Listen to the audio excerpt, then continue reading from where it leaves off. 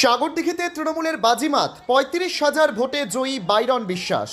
মুর্শিদাবাদের ৬০ নম্বর বিধানসভা কেন্দ্র সাগরদিঘিতে হাড্ডাহাড্ডি লড়াইয়ের পর বড় জয় ছিনিয়ে নিল তৃণমূল কংগ্রেস।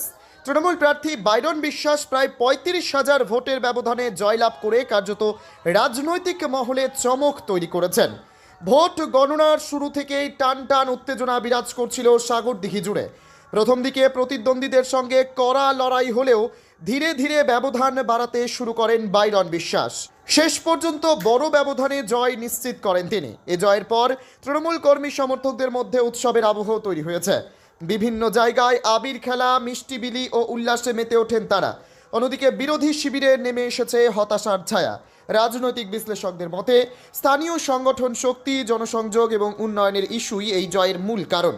সাগরদিঘির এই ফলাফল আগামী দিনে জেলার রাজনীতিতে বড় প্রভাব ফেলতে পারে বলেও মনে করা হচ্ছে। জঙ্গিপুর থেকে অসিত ফুলমালির রিপোর্ট, সময় বার্তা নিউজ।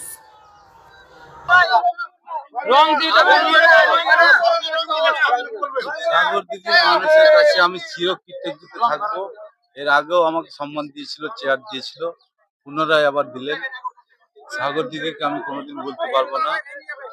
সাগরদিঘির জন্য আমার সামর্থ্য অনুযায়ী সরকারের কাছে কি পাই না পাই সেটা জানি না, তবে আমার সামর্থ্য অনুযায়ী আল্লাহ ভগবান যতদিন আমার সামর্থ্য রেখেছে সাগরদিঘির জন্য কিছু না কিছু করতে থাকবে।